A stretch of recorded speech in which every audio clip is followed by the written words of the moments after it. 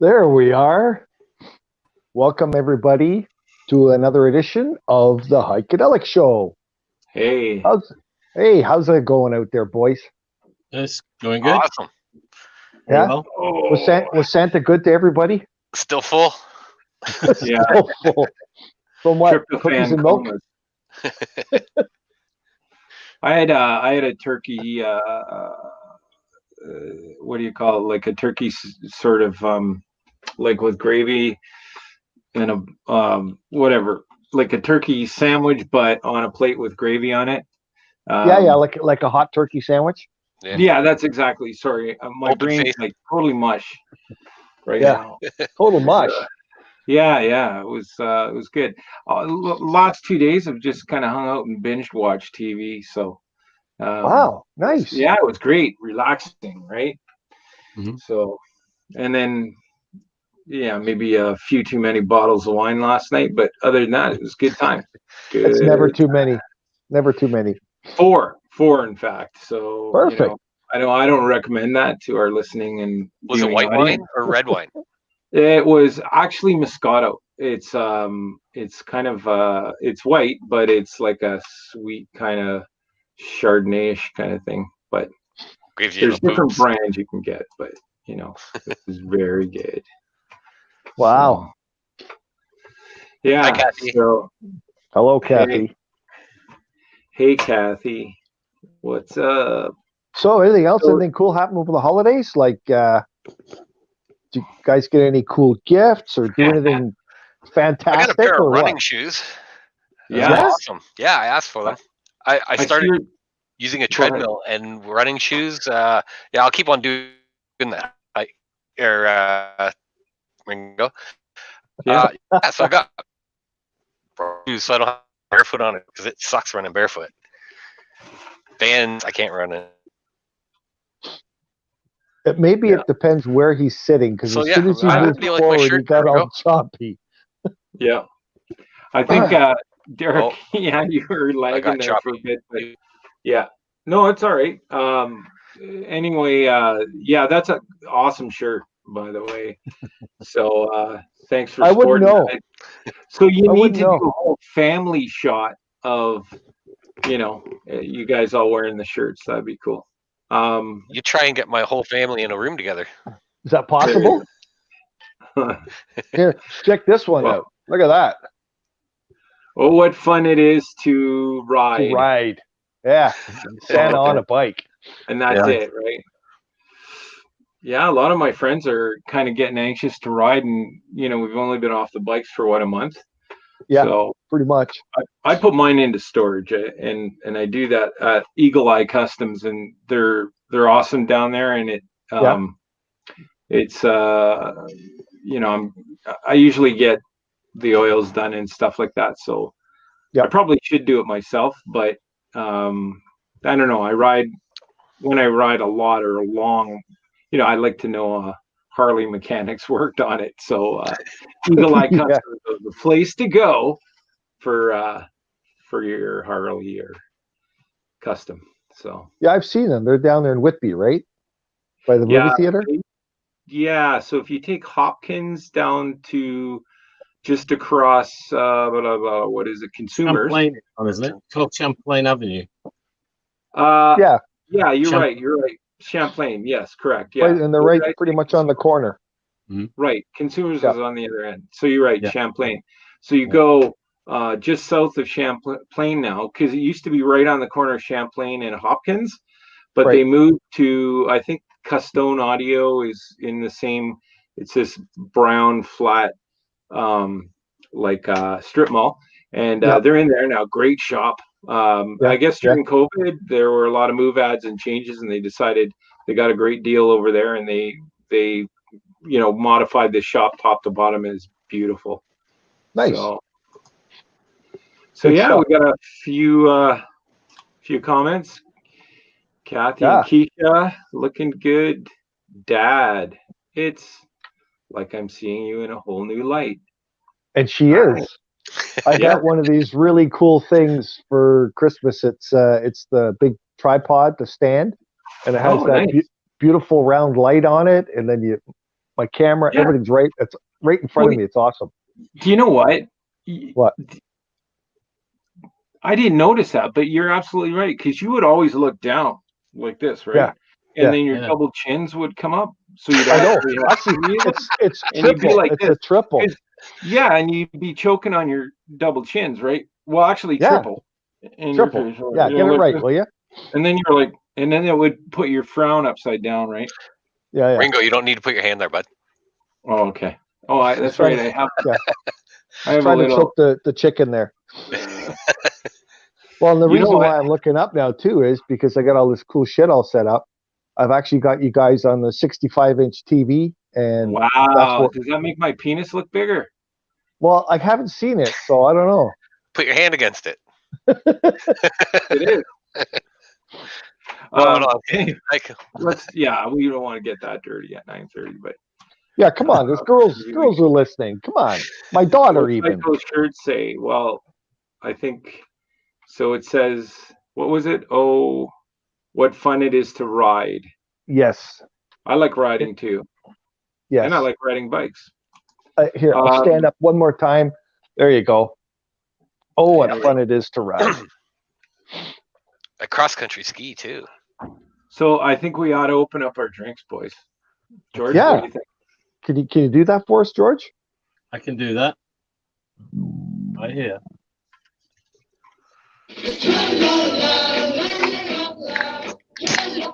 Yeah.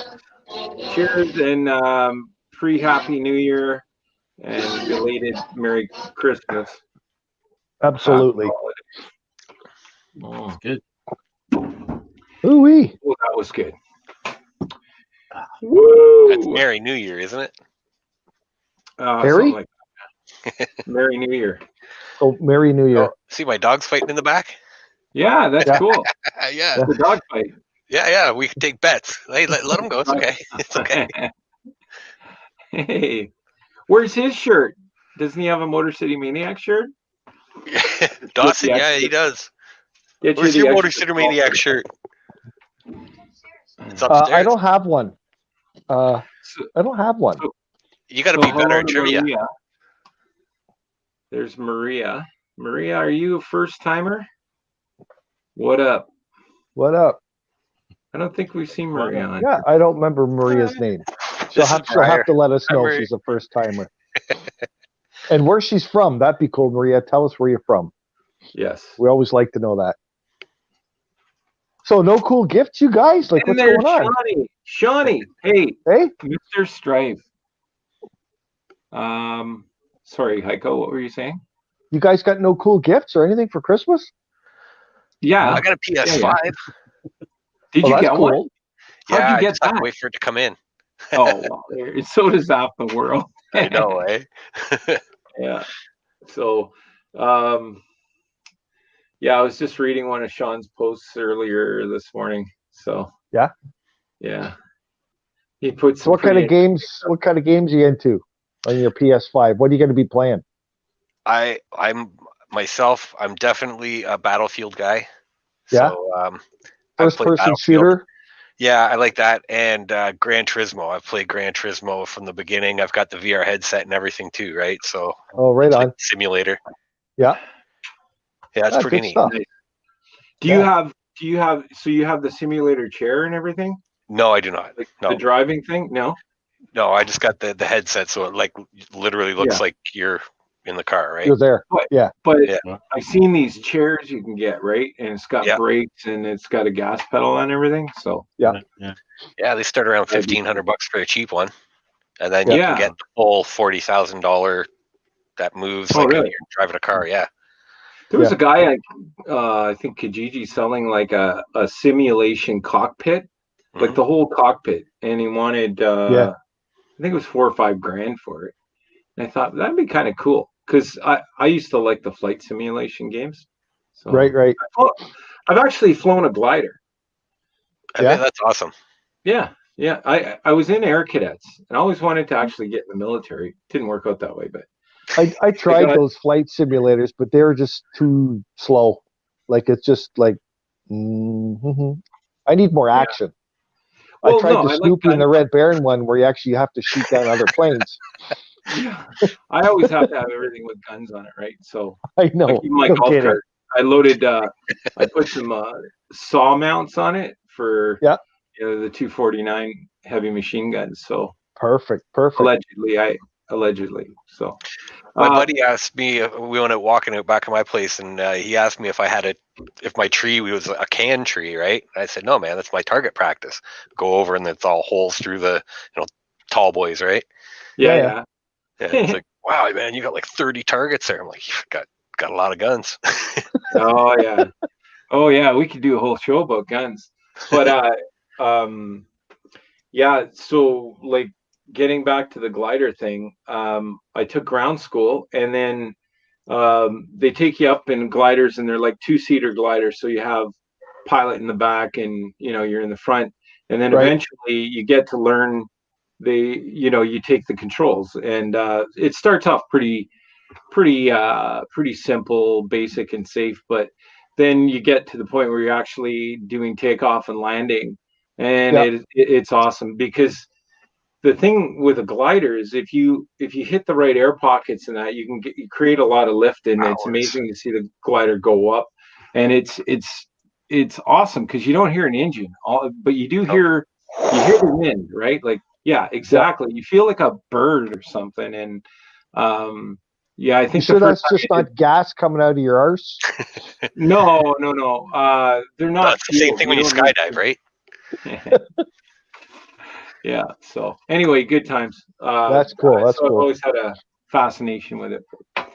It's the closest thing to flying besides what's that kite one that you're on, parasailing, or not parasailing? The hang glider. Sorry, hang glider. Yeah, it's definitely a lot of fun, and I would think, like, I've really never parasailed or anything, but I think that'd be super cool, So isn't it true that there's guys, they do it near like rock faces and small mountains and hills, because you have the updraft so they can climb up again, and they can stay out for a long time, right? Yeah. That's cool. Have you guys seen those guys in the like what are they called, like flight suits? Yes. They do base jumping, and they've got the suit, and they fly. Those are crazy. I mean, they go through these like kind of divided rock, and they're just valleys screaming through there, and I'm like, oh my god, if they don't get enough lift or something, they're going to go for a face plant.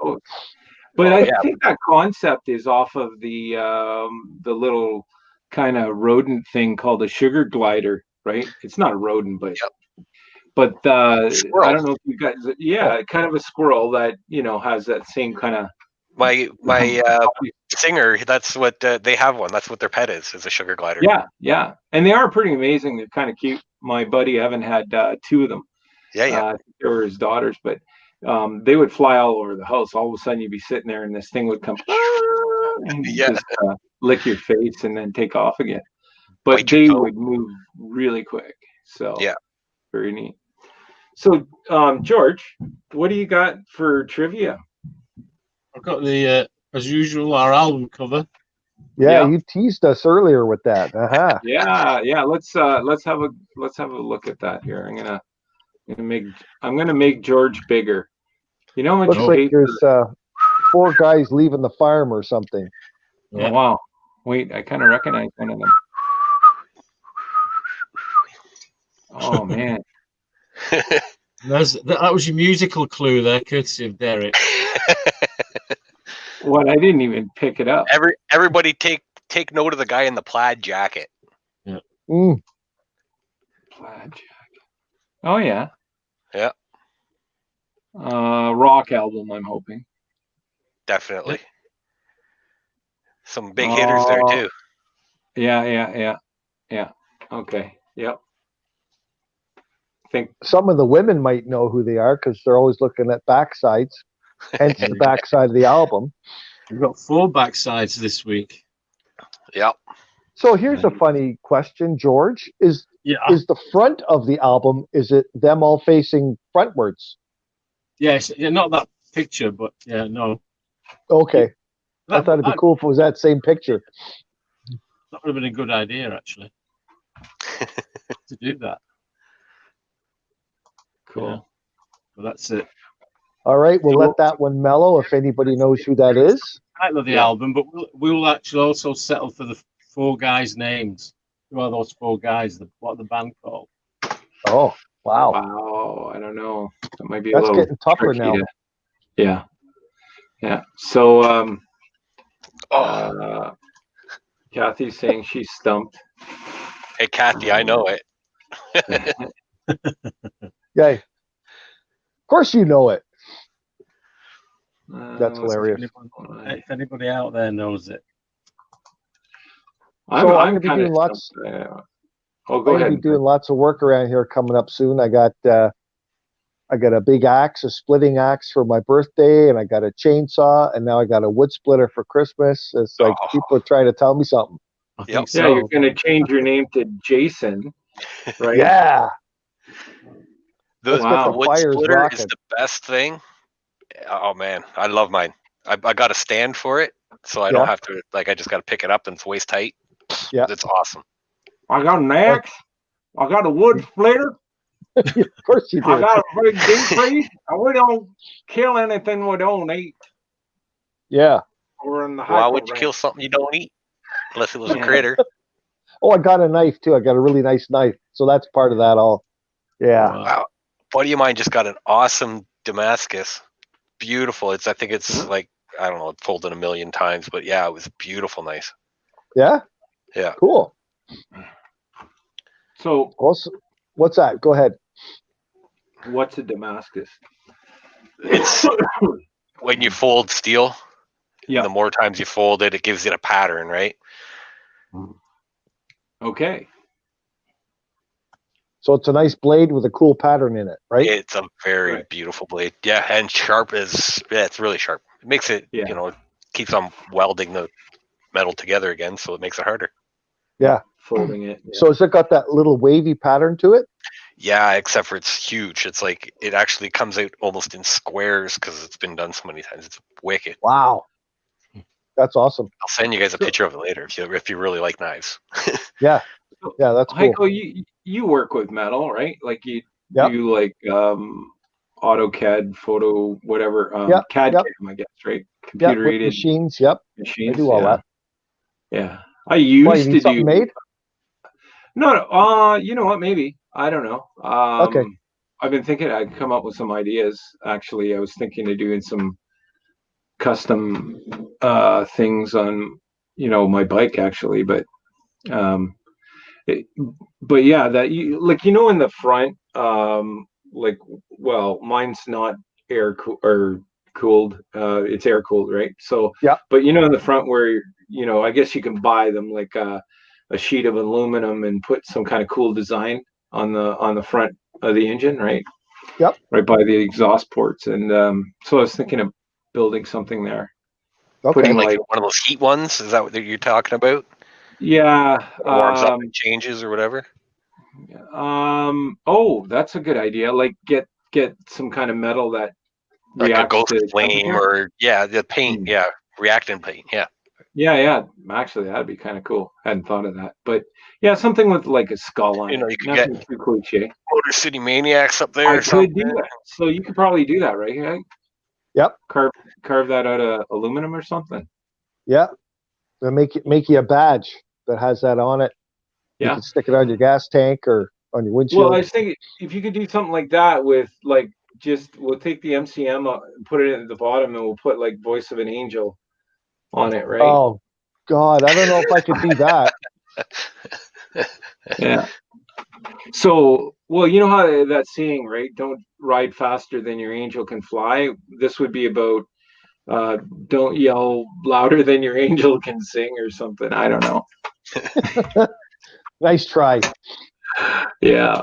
Well, that's the thing right now. I'm itching to jam, right? So I was talking to the boys about getting a session together, and we're all in this WhatsApp thing, because we used to have a group chat on Facebook, and it just Phil is actually like, I don't know if he's boycotting it or what, but he just hasn't want to have nothing to. He's kind of left Facebook, so but he's kind of left the planet, right? He's got like his house is up north, and it's in the middle of like nowhere, and he's got like, I think I don't know, 10 or 20 acres.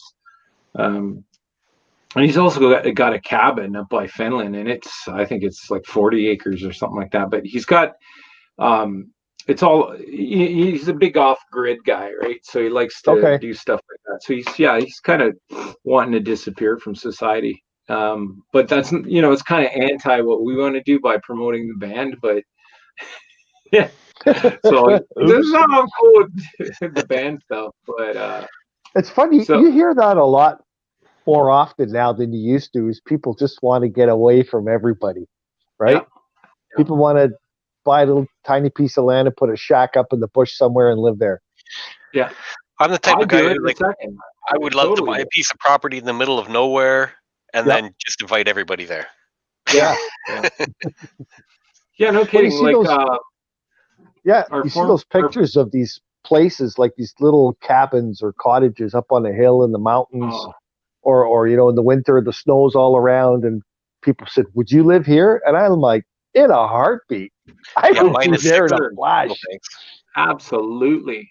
Yeah. I mean, I love that stuff, right? And in a couple of weeks, actually, we're gonna have a guest on, Doug and possibly Jamie from Pine Tree Line Outdoors, and it's part of Pine Tree Line Productions, is actually their company for it, but. Those guys are good. They're outdoors guys. They use drones. They got beautiful footage in Northern Ontario. Just amazing.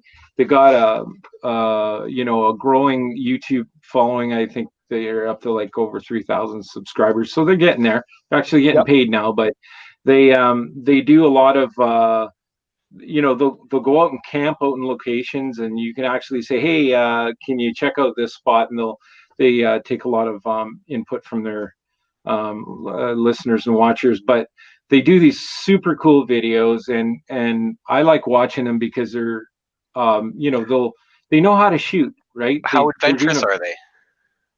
Like, when you say that, like, hey guys, go check out that cave in the Grand Canyon where nobody's allowed to go. Are they like that type of guy, or what? Well, they've done some pretty neat things. Like, they've gone out and done a Burwash Penitentiary, and they've done like some really outback up north, really hidden gems where there's waterfalls and all the stuff you wouldn't think that existed back in the middle of nowhere. But no, they go to pretty cool places, and they've actually done aerial photos of the like drone shots of the tailings dumps and stuff like that. So the old mining industry up there. Pretty impressive. But I love it. I love the outdoors. But they also do reviews on MREs. I think we talked about it a little bit last week. But MREs are ration packs, so military meal replacement packs, right? So anyway, they'll get like 30-year-old MREs from Russia, and they'll open them and they'll actually eat them, which we don't recommend here on the show, of course. But they take some chances, right? But look at your best before date. But it's pretty awesome, and they're so down to earth, not egotistical at all. They go out and you can tell they built their channel for their subscribers. So pretty cool. We're gonna have them on. Doug said right now, because of a lot of restrictions and stuff, that he's got a lot more time to do stuff from home. So we'll either I'm thinking we can get them on for the next show or the show after. So that'll be coming up. That should be a good time. That should be fun. Yeah, should be great. So, but Derek, like, I mean, looking at your background, you got a wood fireplace there and all that. That's my jam, right? Like, our former guitar went player, out Christmas Eve. Yeah, and you threw some wood in the fire. So I what do I do? Light that up. Yeah. Yeah. Oh, you can see it exactly. behind me too. I got Heat my wood house. pile right there, and the stove is right beside it. There you go. And I've had that thing rocking like for a week Yeah, steady now. Today's the first day I haven't gone all day, Nice. but I love it. Yeah, I was love pretty having a mild. fire.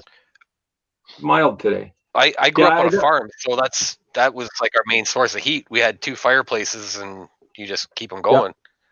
Well, when we went into lockdown the first time back in the spring, or not the spring, sorry, around what it was, April or May or June or something. I don't know. Can't remember. But we went into lockdown, and part of my prep, I went out and got, I think, a couple of cords of wood, and with some plans to use it.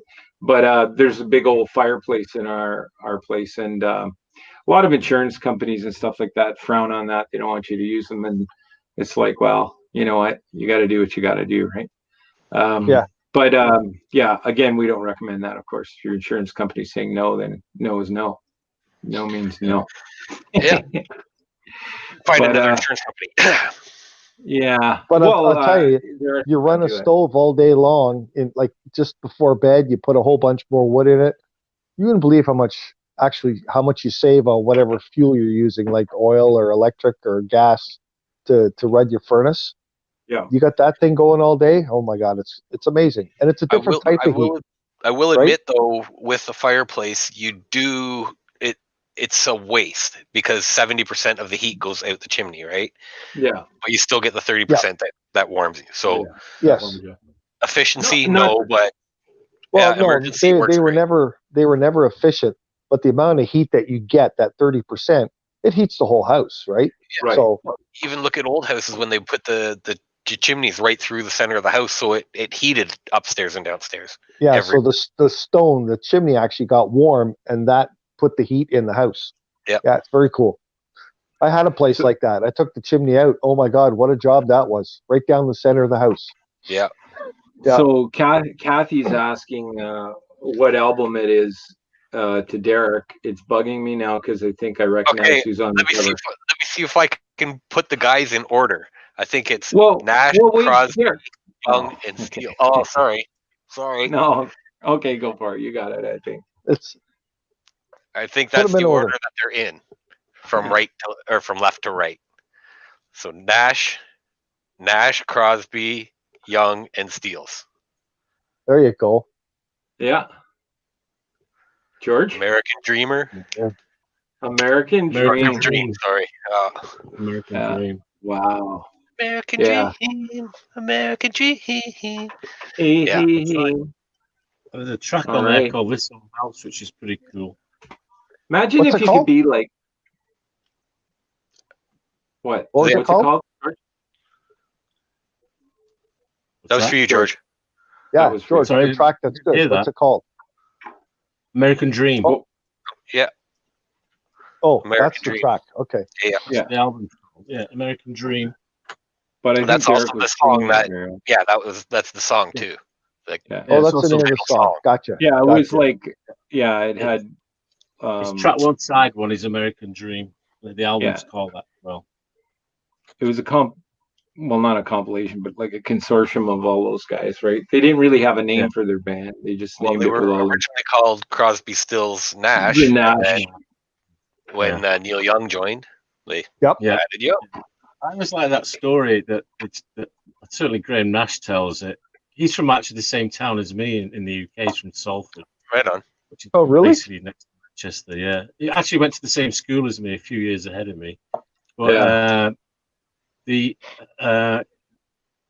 don't know if you remember the actual first Crosby, Stills and Nash album, and they were sat in front of this old house on like an old sofa, and they had the photo shoot and sort of went back to wherever and they looked to the photos, and they said, well, we should have been really sat in that order, a bit like what Derek said, right? It should be Crosby, Stills, and Nash, but I can't think they were Nash, Crosby, Stills, or something like that. Right. On the photographs.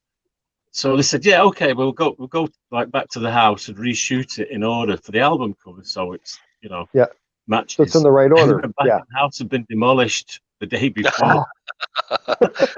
No way. Yeah, so they couldn't do Oh. it, so they ended up with what they had. Yeah, That's cool. a little rock and roll story courtesy of Graham Nash. Yeah, Yeah. How do you know all this shit, George? Like, holy crap! I've watched too many rock documentaries and music videos and stuff like that. So, Yeah. I read his book recently. Actually, I read his book. Alan Cross, I listen to him a lot. That's where I find a wealth of knowledge from him. He's a smart chap. But George, I'd like to see it like George and Alan Cross, for example, kind of be on the stream and we do some trivia that they answer, because I think George could really, I think he could outshine Alan. He can stump them, eh? I think he can, actually. Yeah, George is the real deal. I mean, he put something up last week that was something about, burning the midnight oil, or however you put it, like late night in the office or whatever. And he's got, I think he had like a book out, and he still knows how to use a pen, right? That sort of thing. And he's making notes or whatever he's doing, probably his memoirs, right? Because, he's got to get those done. But yeah, like just kind of really committed to it. I'm like, that's amazing. First of all, I tried to write a check the other day because, for my office rent. So, anyway, so I go in and, of course, COVID and everything, I don't go up there much. I just, like to pay for places I don't use. And yeah, of course. Yeah, you know how it is, right? Yeah, I don't mind. There we go. There you go. Maybe I'll do that. But anyway, so I go, oh, look at who's here. Lou Laws. Hi, Lou. Yeah, so Lou, Derek's wearing an MCM t-shirt. So Lou's the bass player in Motor City Maniacs. And yeah, so hey, my connection with Motor City Maniacs, Jason, the new guy. Jason, yeah. I jammed with him for a little while. Oh, did you? Yeah, in a cover band. Jason, what the hell's his last name? Lou, what's his last name? Oh yeah, Walker, right? Yeah, we wrote a song called Walker the Stalker, and it was all about nice. I tend to take real life situations and write songs. It's just a thing I like to do, right? It's could be relationships, it could be whatever, right? I just love to do that. So but anyway, right on. Yeah. So of, back to George though. He's like the real deal, right? When it comes to knowledge and experience, and like we got a gem there. We're just not sure how to like really amp up his, how to polish it. Like right now he dominates the page because he has a video on there and everything, right? So it's like, it's not really about us. It's really we're trying to build a show around George and there you go. Trivia. So that is the mainstay. That's why people do come back, right? So I would put you on there, but I don't want to take liberties and then put some up there that you wouldn't approve of. So no, go ahead, do whatever you want. We're easy. Yeah. Well, going back to your writing there, Ring. When you say you write a song, do you have a lyric? George, do you start off the lyric, or do you have a melody and then you write lyrics to it? Or is it both, or which way does it work when you write a song? When I write songs, I write the songs that make the whole world cry. No, but do you have a lyric you think that's going to be a great song? I've got these words going through my head, or do you hear something and go, I'm going to put? I don't know, actually, because Lou's on here right now. So Lou, why don't you explain the process, the MCM process? He's going to say it's all about him, but I know a lot of bands that I work with, most of the people come up with melodies first, and then everything usually falls into place. But I've been in other bands where people have the lyrics, and they like, I want this music behind that lyric. Yeah. So Lou and I used to play in a band years ago. It was called Crimson Cane, and it was 3-piece. So I played guitar in that and sang, and Lou played bass and sang as well. But we would come up with like I love guitar. I own way too many of them, but I'm not a great guitar player. But when I actually put effort into it, I can be okay. But because of that, I understand the music side of it and melody lines and everything. So what happens in the MCM process is the guys will come up with a pretty cool riff, right? And then it's like it's honestly it's weird because like Brian, our drummer, has mentioned it a few times, and Lou and I have known each other for a lot of years. I tend to like I'll just take like an iPad nowadays, and where I used to use a pen, and I just can't write anymore for some reason. But so I'll take my iPad and I'll be listening to the song, and then I basically come up with almost a theme for what I'm hearing, and then I start writing, and it just flows. Honestly, it flows. I don't know any way to explain it. It's like I'm possessed at that point, and it just flows, and I rarely have to go back and change things. Sometimes we'll say, okay, look, we need a bridge here, but if you listen to a lot of songs, we have probably 3 different formulas that are consistently through our songs because we like to have hooks in them, and there's a certain darkness about it and all of that. But have you ever had anybody produce you guys? What's that? Have you ever had anybody produce you guys? No. No. Why, you want to do that? No. I producers are a whole different breed. Yeah. I love them. They can take what you think is an awesome song and make it spectacular, right? Like, producers are awesome. Yeah, I mean, they're objective, right? Yeah, no, I agree. I think like there's a lot of bands out there who think that. I get exactly what you're saying. Yeah, they could make your voice of an angel sound like the voice of the angel's teacher. That would be God. But yeah, okay. If you want to put me up in that status, I think, yeah. So, Derek, I completely get what you're saying because honestly, I've had original bands and been in original bands for years and years. It's really the first time with MCM that I felt that a lot of it came together really well, and as a group we clicked and everything, and we were very, and the songs for us were very fun to play, certainly live. And Phil used to be a sound engineer and all of that, so we did a lot of that ourselves. But absolutely, I think that would be awesome to get someone's opinion. But Phil, all of the band really is, there's a lot of creative input, but I think the heavy input, like on the music part, a lot of the lines and stuff, Phil comes up with, and everybody contributes, but a lot of the main stuff, like with Jason, actually, when we wrote Walker, it flowed really good, and it was from a riff that Jason kind of came up with that was reminding me a lot of Korn, actually. So I love Korn, and it came together really well. So, but it was actually, we haven't officially released our album yet, but we were hoping to do it on the show, but I couldn't get anybody to commit to getting on the show for now, but understandable. It was like, I'll interview you, Ringo.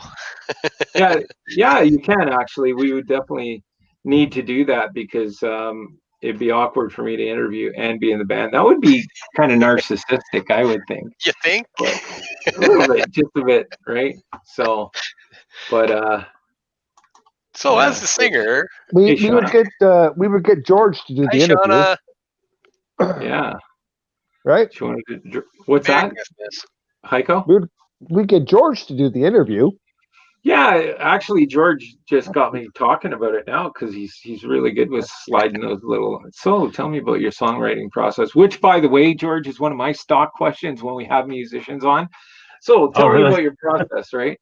Yeah, no, but you got to ask it, right? Because it's bands are different, right? Some bands don't even write their own stuff; they have songwriters for them, and I can understand, like on the lyrical part, how that can be very challenging, because again, I have a background that was largely guitar, and I started out as a guitarist and a backup vocalist who at the time the singer would tell me I sucked, right? And it's like, you're not seeing the voice of an angel here, but he was a great singer, more like a Geddy Lee kind of voice, right? Which honestly, I love Rush, but I was just never into that, like that kind of octave The range, high, and it just I mean, love some of their songs like Limelight and all of that, Yeah. and obviously Well, they're amazing YYZ. musicians. Like for a three-piece band, they sound unbelievable. Right? Yeah, for sure. Just, would I listen to them at home ever? No. If I was forced to play a Rush song or on stage, yeah, not to mention they were really hard to Rush is imitate. one of those bands too that when they write a song, they write the music for the song. Like when you hear Neil Peart's drums, you're like, oh, that's Tom Sawyer. It's not. There's no guessing of what song it is. That's that song. That's that song. Absolutely. Right? Yeah. It's that's my Rush. But George, to answer your question, that's our songwriting process is usually music first, not complete like Rush, but it starts with a riff and a groove, and then I start writing. At some point, I feel like, okay, we've got a good intro, or maybe the intro was thought to be the chorus, and we kind of arrange it. Right. Get about halfway done with it, then I kind of can envision how the rest of the song's going to go, and Phil kind of keeps all that together, and we produce it from there, and I just start writing like crazy, and this is not a process that when we build a song, we can literally do it within one rehearsal, right? And and we focus on it, get it done, and then what we do is the next time we get together to rehearse, we'll go through our set, because we like our set to be solid. We go through that, and then we'll leave time at the end to work on our tune that we worked on before, just to kind of get, and we kind of jam it and work out all the kinks until it's ready to put into the set, right? Sure. But to be honest, we, like, with COVID and then some things prior to COVID, we haven't gone out and did much in the way of live shows, and we're itching to get back to it. So hoping that something happens soon. Or we're gonna go rogue, and we're just gonna go play. We're just gonna get on the back of a flatbed trailer and drive up and down the streets with Jenny. Go to Costco parking lot and play for the crowd. Why not? That's right. Why not? Right? Yeah. Get Brian. I'll drive. Tupperware. There you go. I'll drive. Yeah. Well, what's funny about that is I actually saw that at a concert. Yeah, well, somebody pulled up on a flatbed and they started playing it for the lineup. It was Korn, actually. Yeah, so it was neat. It's very cool. During the summer, Dave Wells from House Call had I don't know if it was House Call entirely, but a lot of his bandmates they were at a campground last summer and were on this wagon, and it was again pretty, I think, socially distanced the way it was all arranged. It was really cool. Nice generator going, and drove through, because you couldn't have gatherings. You were allowed to be in your campground and with your bubble and all of that, but the everything, like they had a community center that was closed down. All that was closed, but they rode through the park, and if you had a golf cart, you'd follow along. So it was like this big parade, but again, distanced, and it was pretty cool. But they did a great job. I thought it was pretty awesome. But you know what? I think a lot of musicians have got as creative as they can be. Derek, you've been to some shows, done some shows, and but it's 12 done, I think, safely, right? Yeah. Yeah, and that's one a month.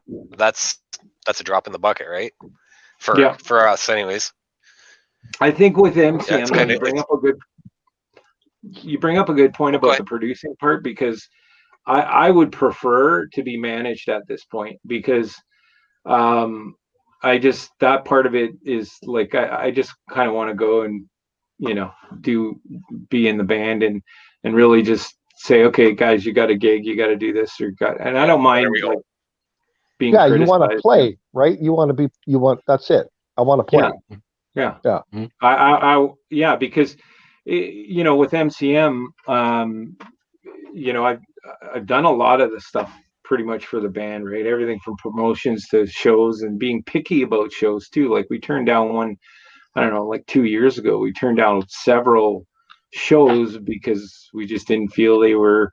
But I kind of have a change of heart because I just want to get out and play. And yeah. And I think back on some of those shows, like we were supposed to tour with I think it was Black Moon offered us Svengali, and there was another one that like we just turned down complete little tours, right? That would have been cool. They were like anywhere from 3 to 5 shows, but with the same headliner.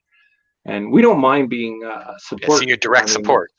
Yeah, would have been direct support, but cool enough. Like some of our friends got those gigs too, and that was cool. And I ended up on some of them actually going to be like tour support for them, and but a lot of good times. But yeah, we want to get back to that, right? So, what got you into music? Speaking of, oh, sorry, go ahead. I was going to say, speaking of getting back to stuff, I think we should let George give us another trivia thing here. Okay. Actually, we'll do the Ringo Heiko challenge. Oh, here we go. No. I'm losing that challenge. Okay, I have a sore leg. Heiko's. I have a sore leg. We've had 2 rounds. So we might lose the trivia. No. I have a sore leg, and so I can't really get to first base on your question. So I got a pitch hitter over here, and that would be Eric. Okay. Well, Heiko at the moment is winning 2-0 after two rounds. So this is round 3 this evening. All right. So bring it home. Right. So we have to check out what's up my sleeve. And here's my sleeve. Because it's got my name on it. I was going to say that's definitely your sleeve. A side, B side. Yeah. What are you going to read the B side? Oh. So who's it who gets the pick this week? I think Heiko gets picked this week because Ringo was picked first last week. So do you want a question from side A or side B, Heiko? Let's do it the right way. We'll do side A. Going for side A, okay. As you know, I more or less ask a question and you more or less give me an answer, right? Pretty much. Yeah, so this is all about the Maracana Stadium in Rio de Janeiro, which is one of the biggest concert stadium, or has held some of the biggest concert crowds. Rock in Rio. Rock in Rio, yeah. So on January the 26th, 1980, Frank Sinatra played there to 175,000 people. Frank Sinatra in 1980 played to 175,000 people. On the 18th of June 1993, Kiss played there. Like Frank's tour was just called Frank Sinatra Live.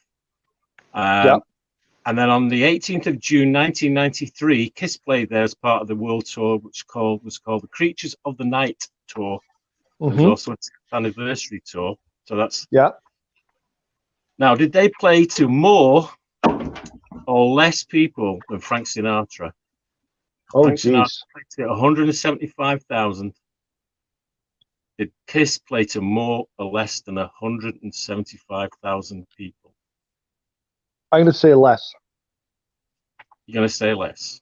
Yes, okay. less than 175,000. Okay, so I'm going to put you down for less than 175. All right. So, the B-side question is Derek gonna answer this one, or is it? Again, right. It's still about the Maracana Stadium in Rio de Janeiro, Brazil. It's still about crowd numbers. On the 16th of January 1988, Tina Turner played there on her Break Every Rule tour to 180,000 people. Tina Turner in 1988. 88. Yep. On the 20th of April 1990, Paul McCartney played there as part of his Paul McCartney World Tour.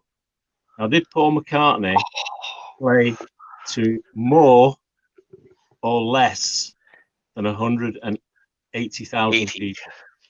Oh my God, 180's got to be close to capacity. Oh my God, Paul, that's.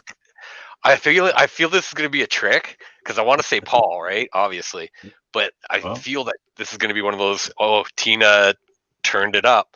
Man, I got to go with Paul. I just got to go with. You got to go with the people. Go with Paul. You're gonna stick with Paul. Yeah. So Paul McCartney. You're saying Paul McCartney played to more than 180,000 people. Yeah. Okay. Yeah. Tina's got nicer legs, though. She does still. All right, let's find out who's right and who's right, who's wrong and who's wrong. All right, here we go. So Frank Sinatra played to 175,000 people. Kiss, Heiko reckons, played to less than that. Yep. And Heiko is correct. It was 137,000 people. Wow, that's awesome. Yeah. So Heiko at the moment is leading 3-0. Damn. Can we get? We're not sure, but we just had a bad connection with George's channel, and George is gone. I think George is gone. We'll see him sometime in the new year as a special guest.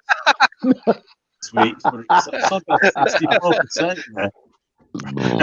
Oh, excuse me. Good job, George. All right. Good So, Heiko, good job.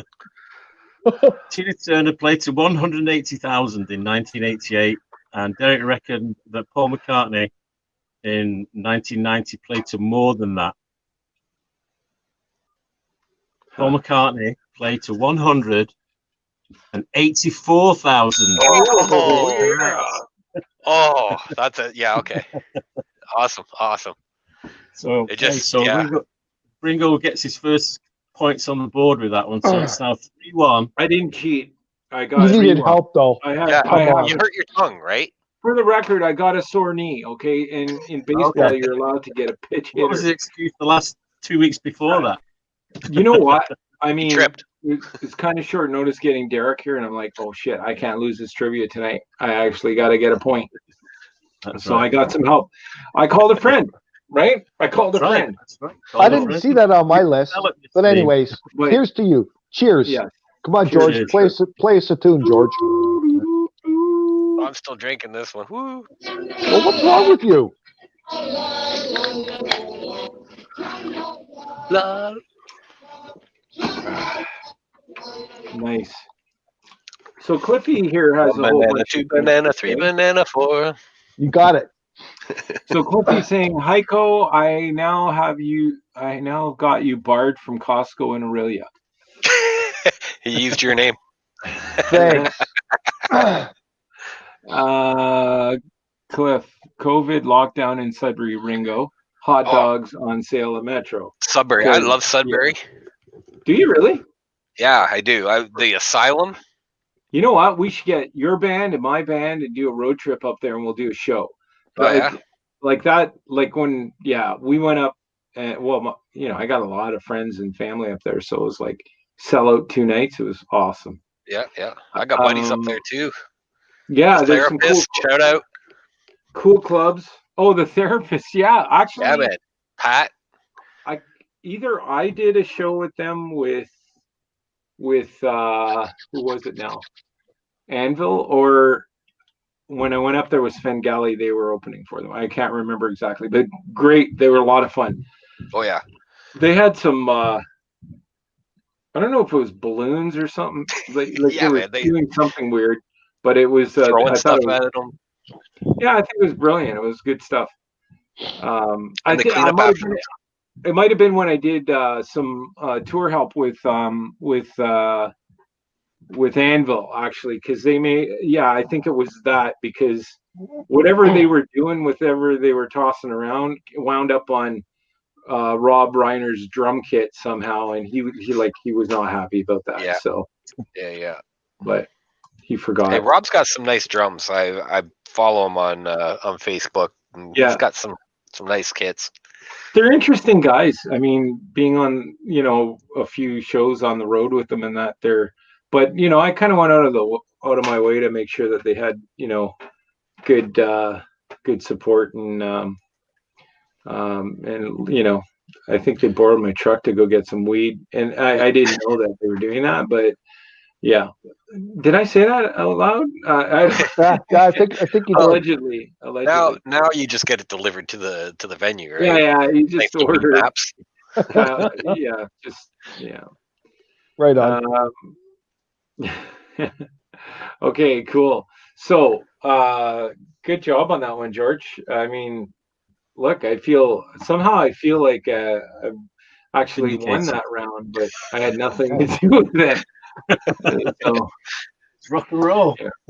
Yeah, but okay, make the contest about rock and roll, but I like it.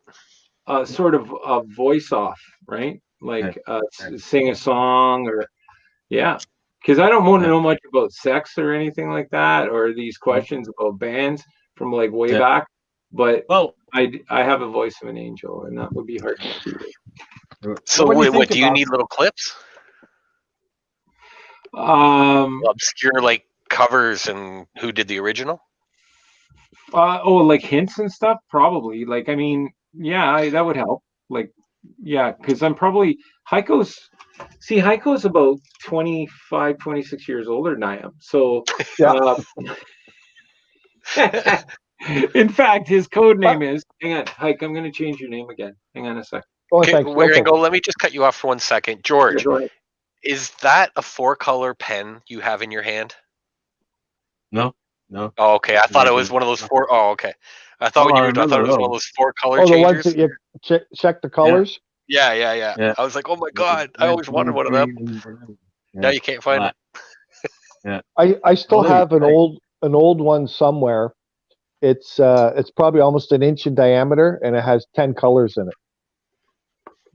Really? And one of them's empty. They're all it doesn't work anymore. It's all dried up. It's too old, right? But it's just cool having that. Yeah. So I can't reach it from here, but when you were talking earlier about music, I got a crazy DVD. It's a documentary on music, and I absolutely freaking loved it. I saw it 4 years ago at the Peterborough Film Festival, and I've been going nuts trying to find it ever since. Yeah. And I got it for Christmas this year, and I'm so excited to see it. Cool. I should pull it out so you guys could see it too. Don't pull it out. I want to see it. Oh, come on now. Jeez. My doggy's here. Just give me a sec while I get up and move my shit around, but I'll be back. You guys go ahead. Okay. Well, when you think about those more or less questions, you've got a 50-50 chance of getting it right anyway with a guess, right? Yeah, exactly. It's just a guess, which multiple choice. That's how, it's funny how there's a high school, what did I go? I think we called it, it was Chelmsford High, CVDCS, which we called Chemical High for some reason. I don't know. But Cliffy went there, actually.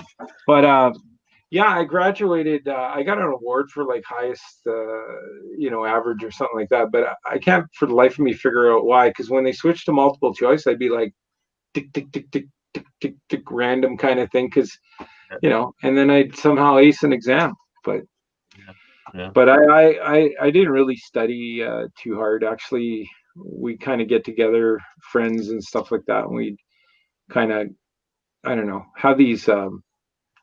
It was kind of like sometimes we get together to like a little study party, I guess, and sometimes there'd be alcohol involved, but I don't recommend that high school. No. But I would kind of like ask questions, which helped me kind of not learn, but remember, I suppose. So I was one of these guys who would goof off, not as much as Cliff, but goof off in class, but I was always listening. I was actually paying a lot of attention. So you just keeping up the cool credits enough not to get picked on. Yeah, something like that. Hamza Musald, I'm from Morocco. George, what got you into being a DJ?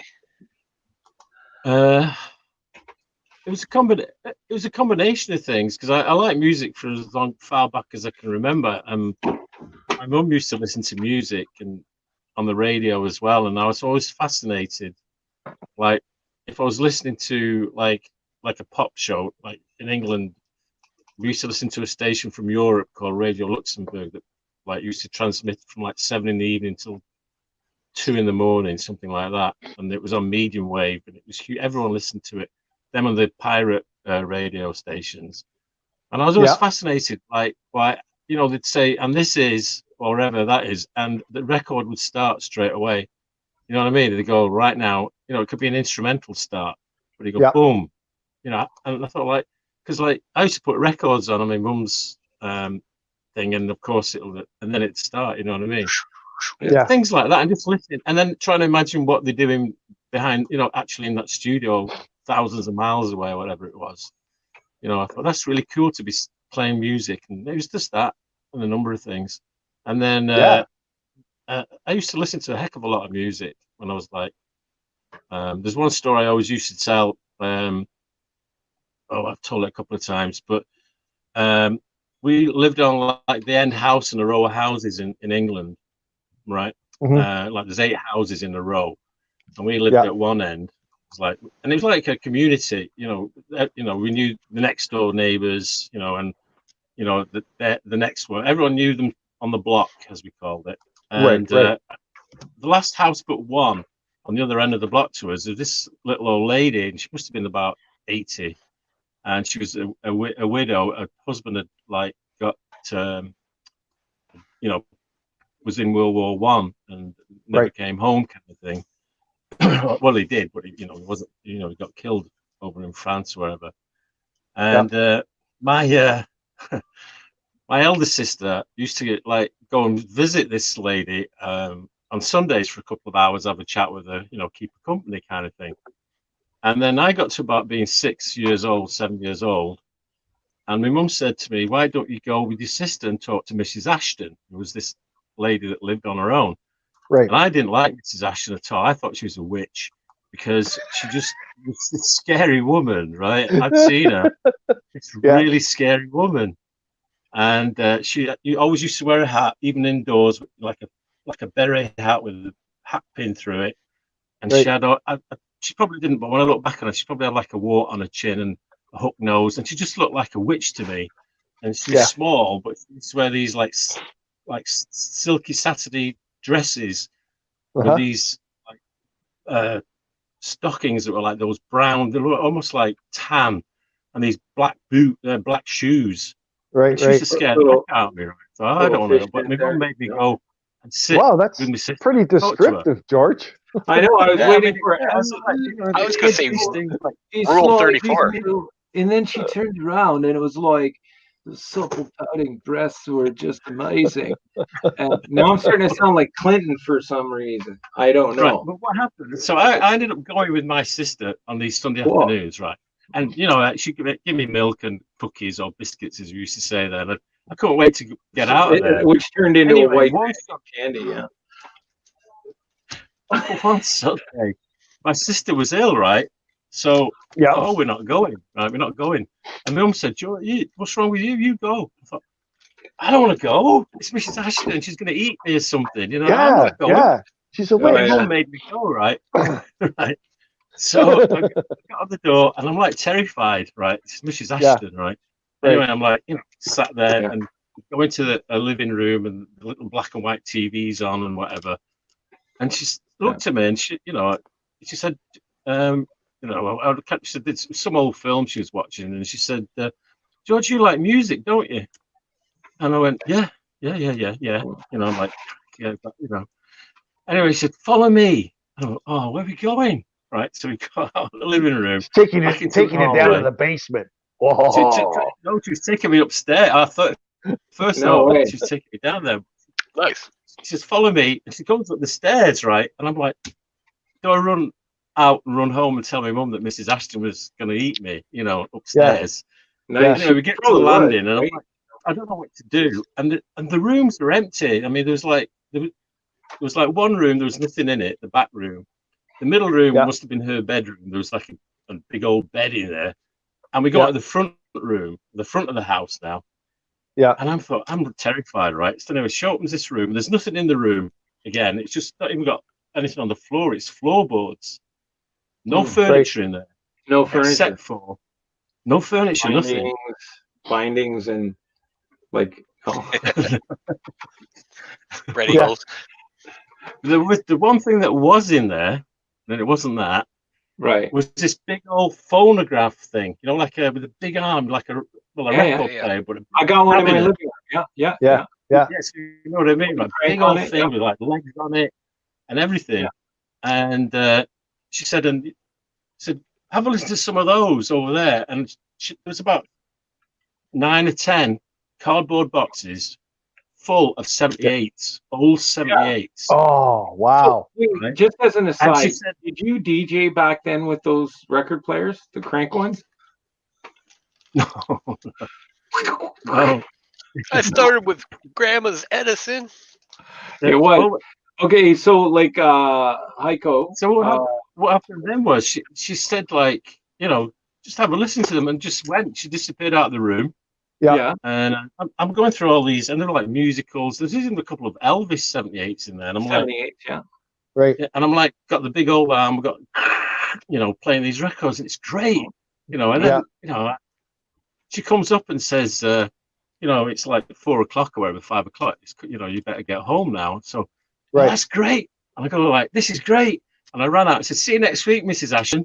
And after that, I was like, every Sunday afternoon, I'd be over there. I didn't care whether my sister came playing with her records. There, boom, I was off to playing with her 78s until the 69s came in. Yeah, that's cool. So that's pretty cool. Actually, that crank record player, I've got in my front living room, and the biggest challenge for those right now is getting needles for them, right? Yeah. But I actually have this little sewing kind of were like needles. They were just like ordinary needles, weren't they? Yeah. They're you could machine them actually if you had the right gauge. But so I lucked out because with this one I ended up with a little sewing tin. It was this like Oriental sewing tin, and it's just chock full of them. Like I probably have 50 needles. And it works great. The way you adjust the volume is actually opening and closing the door a bit on the front of it, and they're cool. I actually bought it like a gramophone. Yeah. Well, I can't remember how long that went on for, but then she was being moved. She didn't really have any relatives that I knew of, except I think a daughter that lived like in London or something, which is like 200 miles away, right? And obviously she was being moved into a home at some point. I remember that she was leaving and going to a home, right? Yeah. And so I knew she wasn't going to be there. And she said, George, if you want that, you can have it. This big phonograph, you can have it. Really? So I told my mum about it, and my mum said, like, well, what the heck is it? I said, well, when I go over this Sunday for the last time, come over and I'll have a look. Anyway, my mum came over, had a look at this thing. She said, no bloody way you're bringing that in our house. Where would you put it? Yeah. That's sad. Yeah. So Cliffy's saying, hey, Ringo, tell him about the days of walking the streets with my Pulsar portable and music blasting. So, it was like that, right? Like we all had them. I had a the big ghetto blaster. Yeah, and 18 batteries, our 2 hours of music.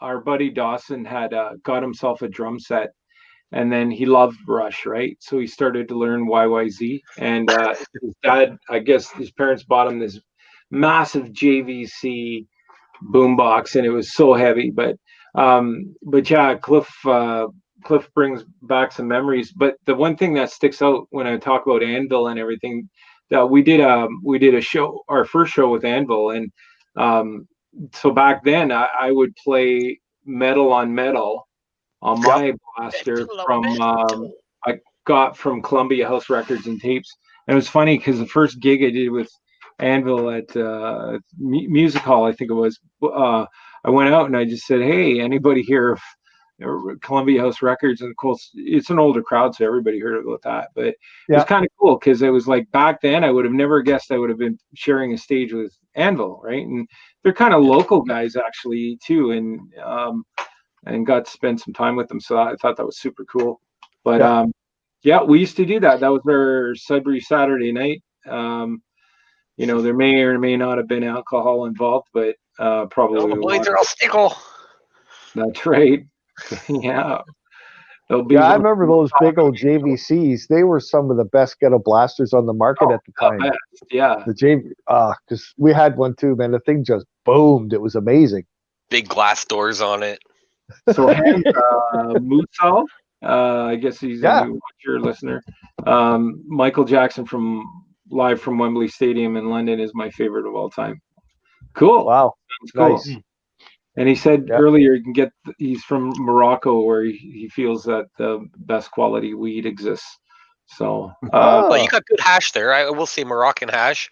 Back in the '90s, when all the hash disappeared, the Moroccan hash we were still getting a little bit of that. It was pretty good still. And then when we go also getting the Lebanese blonde, because they could still get that through with the heroin. I mean, not with the heroin, but with the heroin. And that was great. The heroes. So Cliffy's got his mom listening. So hey, Joan, how's it going? Been a while. And hey, Joan. Yeah. JBC, big power from Dawson. Yeah, big power, 40 watts. See, buddy, there's somebody remembers exactly what I'm talking about. Yeah, he says his portable pulsar was 28 watts per side. But that JVC was awesome. It was, and back in the day, I think it was about $800 or whatever. But none of us had a lot of money, and Dawson had this massive, and he had a great drum set too. I think back then he had a set of pearls, brand new pearls, and he didn't know how to drum, and just overnight became this great drummer. Who I jammed with once or twice, but so nice.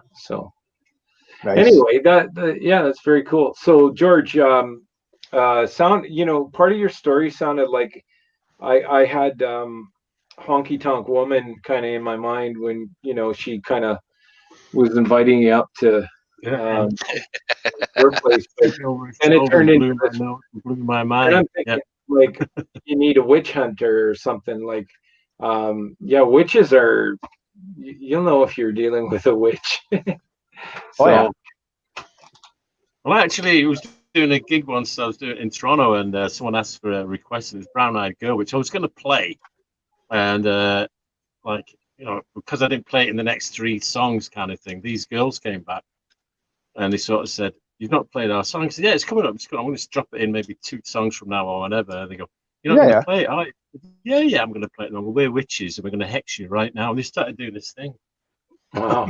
I'm like, whoa. And did you get hexed or not? You should have played Fleetwood Mac. Yeah. So anyway, I don't know in case you don't know, Stevie Nicks is like the head witch.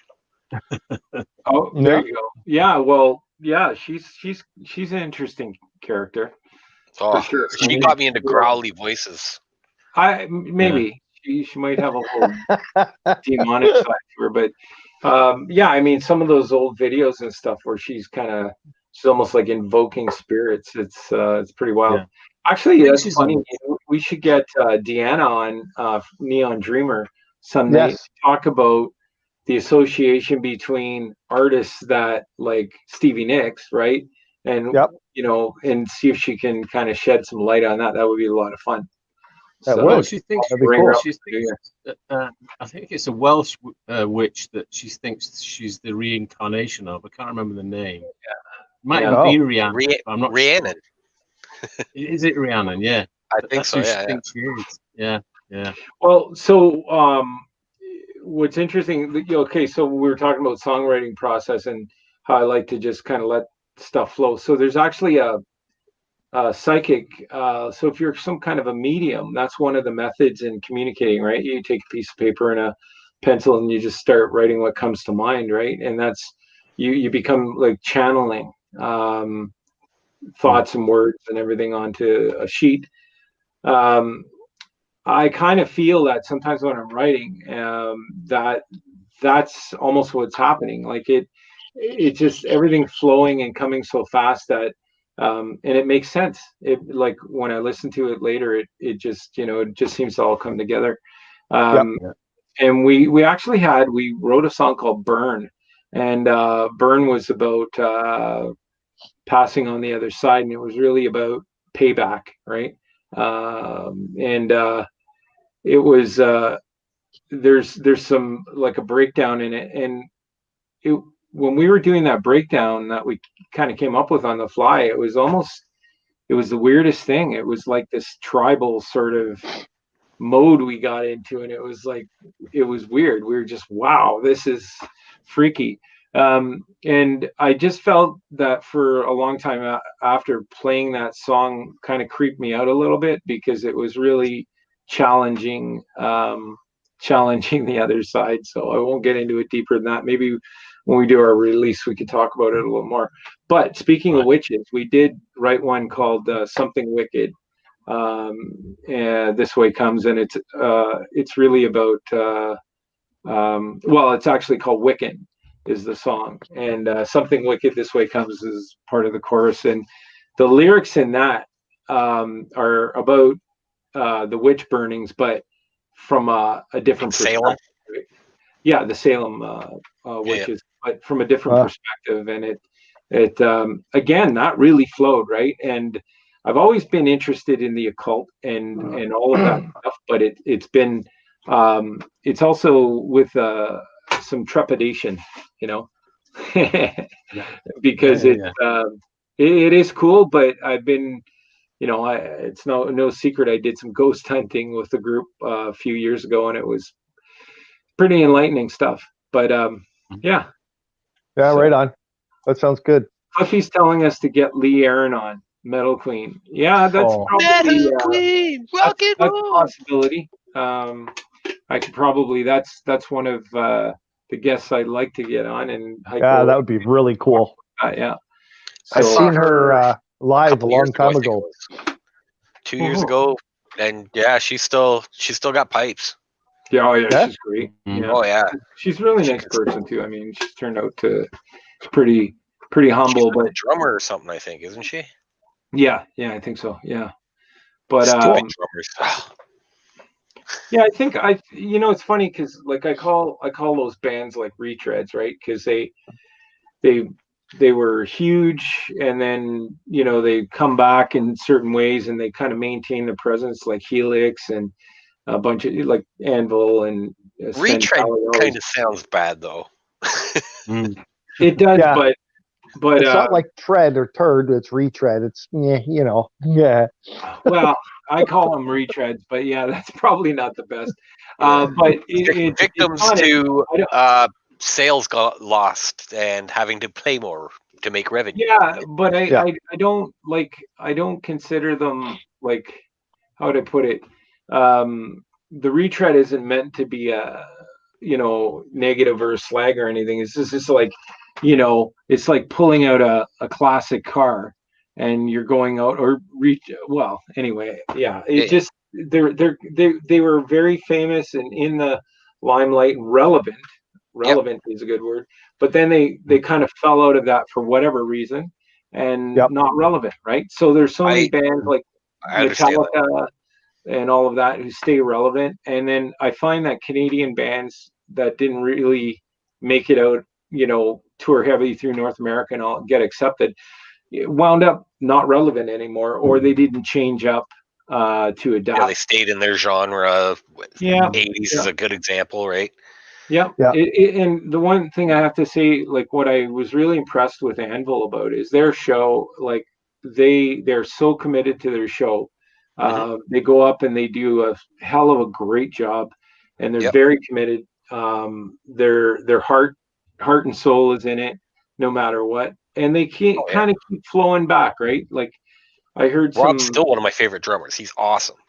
Yeah, and I heard some rumblings about the story of Anvil Part 2 when I was doing some tour support with them, and that whether that happens or not, like Netflix keeps bringing the thing back, and that really made them relevant again. I was in LA in 2017 at I think January or something, and my daughter and I were like touring around, and I forget where. We went on a Hollywood Hill tour, and the guy doing the tour guide said, "Hey, have you guys ever heard of a band called Anvil up there?" And it was, hell yeah. And it was coincidentally, I had just done some work with them.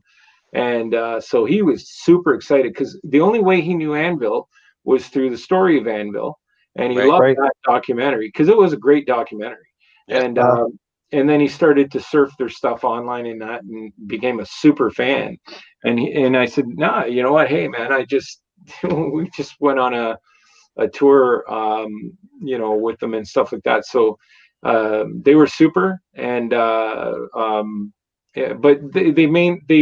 their commitment, they kind of floated to the surface again, and it's just really based on commitment to what they do. So, tons of bands. And with Came there, Rob's son is I've seen them a couple times opening for them, right? Yeah, and he's a phenomenal drummer himself. Yeah, for sure. I mean, Rob's just drums through and through, right? And it's funny. I ran into him at. I ran into the band twice while I'd been out, like flying somewhere or whatever. I think it was at Pearson Airport one day, and ran into them. And of course, I'm wearing a suit, right, doing some businessy stuff or whatever. I was heading to New York, I think. But anyway, they're all sitting at this table, and I walk up. None of them recognized me, of course, and they thought I was a cop, right? So that was interesting. Yeah, sure. And then wearing a suit. Okay. Yeah, exactly. Just because I wear a suit, I'm a cop. Hide your backpack, your fanny pack. Yeah, exactly. But then one day I was heading out, leaving from New York, heading back to Toronto, and I was at LaGuardia, I think it was, and there's Rob, and Rob's trying to figure out the flight schedule or whatever, and he goes, "Hey man," I'm like, "Hey Rob, how's it going, man?" And he goes, "Oh, good. Hey, can you help me find this gate?" And I said, "It's right there." So, so we're going to the same gate because we're both heading back to Toronto anyway. And I can't remember if we were on the same flight or not, but anyway, he was just zeroed in to get me to the gate on time. And I want to get home. I want to get home. No, but some people just get lost, like myself, and I'm not comparing myself to Rob or anything, but I'm better at some things than others, and directions and finding where to go I'm not good at. Yeah. If you want to take me to the middle of a desert, I'll find the guy who's got weed. But I just don't know how to fly planes. I don't know left, right. Well, I don't know north, south, east, west. I don't know all that stuff, right? Yeah. If I get lost in a cornfield, I know how to get home. They all call me the human GPS. No matter where you put me, I can always find out where we're going. Yeah. Well, Toronto, it's super easy because it's a grid here, right? Yeah. I mean, it's just north, south, east, lost west. in Toronto. So, oh my God. Hey, listen, we're big time. I'm telling you, I'm the worst. Speaking of documentaries, this is the one. I don't know if you ever seen this or heard of this. Look at that. It's called Rumble, The Indians That Rock the World. It is absolutely incredible. Like it's Link Ray, Jimi Hendrix, Robbie Robertson. All these stars were Aboriginals or part Aboriginal. Yeah. And you just got to try and find this and try and see it. If not, maybe I'll let you borrow it. It is incredibly well done. All about the way our music was changed because of some drummers, some guitarists, some vocalists that were Aboriginal, and they changed our rock and roll music back in the day, where other bands did too, but this is just focusing on them, right? Yeah. And what was that? Really good watch. Band Redbone, was it? What's that? Put your love on. Oh, there was an Aboriginal band in the 70s, Redbone, I think. Yeah. Which Queen of New Orleans was another one? Queen of New Orleans. There you go. Yeah. Yeah. And then I got something else. My favorite. I love these guys. Can you guys see this? Oh, I know McLean and McLean. McLean and McLean. Toilet Rock. Toilet Rock. Oh my God, these guys are hilarious. I'm glad you got lots of money, Gracie, because you're so good. Yeah. Yeah. Hey, George, in England, did you guys have anything like Dr. Demento? I'm sure you heard of that when you came here, right? Like, Yeah, I know it was around in the 80s and stuff. Yeah. Yeah. Mizo the Clown. Who's that? Mizo the Clown. Derek, Yeah. have you ever seen Mizo? No. I can't think of it. Yeah. But anyway, speaking of blasters.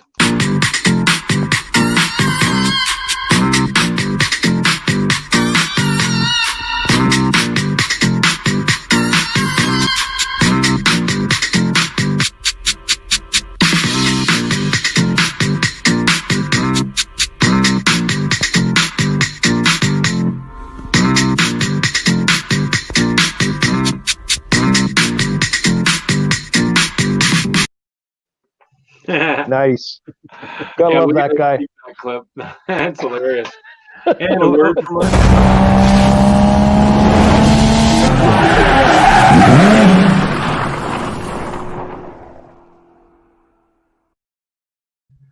Oh, yeah. Yes. Yeah, check them out. Check them out at Downforce Detailing. Yeah. On Facebook. Yeah. So I might go see them. 1517. There you go. Call Nick. Right on. Good stuff. Whereabouts are they? They're on Valencia Road, just south of the 401. Now, you got, yeah. Just, Valencia Road. As you go down the GM plant on Park Road. Is it Park Road? Yeah, Park Road. It's around that area. Yeah. So south end of Oshawa. Yeah, I worked out. I Wentworth and Cedar. Or worked. I lived at Wentworth and Cedar.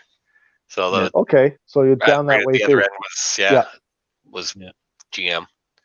Yeah. It was a great place to live. You need your car detailed or cleaned up for a hot date or something like that. That's right. That's where you go. Showroom finish. We got time for the end is nigh because we're getting near the end now, guys. We are. Well, that's why the end is nigh. So you better get on with the end is nigh.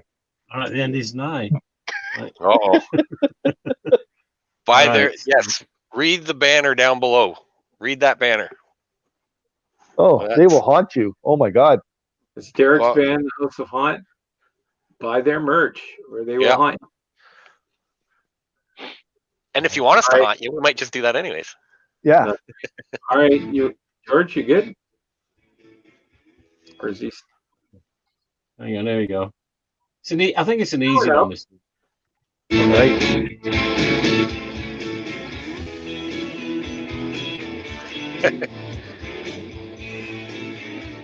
Can I pick it?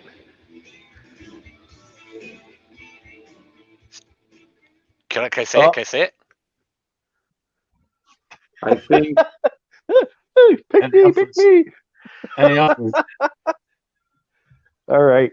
Any offers? I'll give the satellite. I mean the satellite world. I mean the people in Georgia internet world a little time. Georgia looking at the satellites. Okay. I think George could be. So if anybody knows who that is, send us a quick message on Facebook. Tell us who that is. Because I know Derek's just trying to, he's ready to tell everybody. I've played that song way too many times. I get an extra point. Somebody in Georgia is looking at the satellite. What's that? Sliva Bahavad. Bosa Marina. Wow. Well, we are global, kind of. Yeah. Amongst the things, yeah.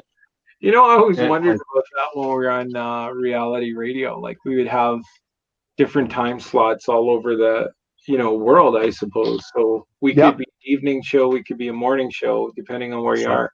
In Beijing, we'd be a 9:30 a.m. So that's morning. right. Yeah. One of the emails I got, and it's a genuine one for sure, when I was doing the Atomic Ballroom, I used to do it at like 9, about 9 till 10:30, or it might have been when I was doing the 7:30 till 8:31. I actually got an email from, it was somewhere in like Siberia, and it was a girl, and she was listening, and she was just, and it was the name of the station, and she emailed in a couple of times, but she was going to work at the railway station. I can't remember what she did there, and I checked it all out, and it was genuine, so that's pretty cool. So she was going to work in the morning, and you were doing your show at night. Yeah, she was like, it was like 5 o'clock or 6 o'clock in the morning, and she was going to the. Oh, isn't that cool? Well, we had a guy, I think, one night. Well, it was a 9:30 show, I guess, and he was from, I think it was Wales or whatever, and he was just coming back from the bars. So, yes. I don't know what time it would be there, but probably sounded like 3 or 4 in the morning. So, but depending on where you are, it's 13 hours difference, isn't it? Well, I think like Wales England and is what, 5 hours ahead of us? Is that right, George? Where's that? England. I think they're Wales, 5 hours ahead. Yeah, 5 hours. Yeah. That'd be about right. Yeah, coming back from the bar. I had one as well. Beijing is exactly 12 hours. I had one listeners in a bar in Greenland, and they actually they had the thing going on the bar speakers, because we used to play a lot of dance music, right? Right. And so whenever it was in Greenland, we said, most of our radio is just like information. Yeah. But we got your show, and she sent an email one week, and she had a picture of her in this bar, and they're all like, toasting, listening to the show. Awesome. Well, that's very cool. Very cool. Yeah. Nice. They're not that far ahead. It's neat when you get things like that. You don't realize how many people you touch and stuff, eh? Well, that's why I always think it's neat when we have our fans, if they send us a little message, say, hi, new listener from so-and-so or whatever, or call us names, call us, do whatever you want to do. Derek from Dildo, Newfoundland. Yeah, I've heard that guy before. Yeah. But it's very, very cool finding out you have people listening to you all over the world, right? Very. Yeah. I'm close. Yeah, it is kind of neat. Okay, so Heike, I think we're going to wrap it up. If you want to. You think? Yeah. That was the Georgia satellites, by the way. See, nobody gets that. Yeah. Georgia satellites. Georgia satellites. Keep your hands to yourself. Keep your hands to yourself. Yeah. Correct. That's correct. That's the beginning. Oh yeah, there we go. I got a little change in my pocket. Baby, baby, don't you? I used to cover that in a bar band and played guitar on it. But anyway, I used to get crap all of the time because what I would do is instead of a harmony, I'd take an octave up. The singer used to get really ticked off at me just for fun. Like, oops. That really messes things up, doesn't it? Yeah, I like to do that. I like to push buttons. But so do you boys have any last minute plugs you want to throw out there, or say hi or bye to somebody? Or I want to say hi to Ringo, George, and the Crypt Keeper. Merry Christmas, guys. Merry Christmas to everybody who just had Christmas and celebrates it, and happy holidays to people who don't. Festivus for the rest of us. And I think the Greeks have it next week or something. There's all, Festivus. I don't know. Yeah. I get lost after a while. Greek Christmas is after ours. On the 6th. Well, we won't be back up till next year now. Oh, yeah. I know, Have a safe New Year. Yeah. No, we're not going to do that. We're going to go have a happy New Year. So have a safe New Year. Keep your stick on the ice. Don't let your meatloaf. Kathy's saying just Merry Christmas to Derek. Oh, well. Look at me, bud. Why wouldn't you? Yeah. Isn't that funny? And I'm the only guy wearing a Christmas shirt here. I got Santa Claus on I got a Christmas shirt. Yeah. Look at that Christmas shirt. Everybody should get one of them for Christmas. Got all the Christmas colors, at least one anyways. See, did you hear that? Everybody should have had one of those for Christmas. What happened? 2021. COVID. Couldn't do it. I got this for Christmas. Kind of cool. There you go. It's got. I thought he split his wrist or something. No. It's like a doubled up wrist. Oh, okay. Yeah. But it's kind of cool. I like the clasp on it. it's very, very neat. Nice. See, maybe we'll have people send in pictures of cool shit they got for Christmas, and we'll have something to talk about in January. Woohoo! Yeah. Anyways, I want to thank the people that were part of our show once again. You guys make us laugh. You guys are a part of it. And the trivia, well, you know what? Unfortunately, we haven't had any. Well, we got Derek. He's a good fan. Still winning. We got Craig. We got a couple of guys battling it out once in a while, but we'd like to see a couple more of you try and beat these guys. Yeah. So anyways, I want to thank Kathy. I want to thank Keisha, Maria, Sean, Lou, Shauna, Cliff, Monza, and Sibai. I hope I said that right. So if you enjoyed the show, join us again next Monday night at 9:30 when we all get together and get dirty. Sounds we haven't cool. been that dirty lately, have we? So merch. Merry Christmas, everybody. Happy New Year, everybody. And we'll see you in the new year for some more crazy stuff. Love you. All right. Cheers, everybody. See you guys next time. See ya. Bye for now. Woo.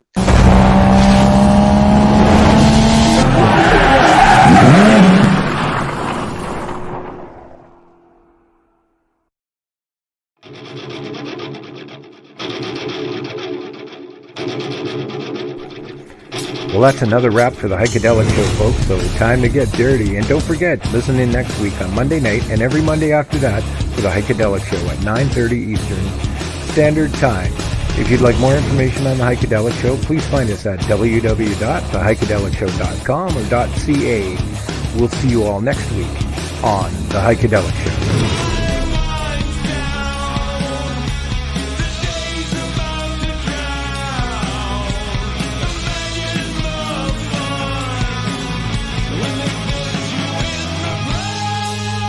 If you're interested in becoming a sponsor for the Heikadelic Show, it's easy. Just send us an email at info@theheikadelicshow.com. Meanwhile, you can browse our website at www.theheikadelicshow.com or .ca. Click on our sponsor tab and find out more information on sponsorships. Thanks for joining the Heikadelic Show, fans.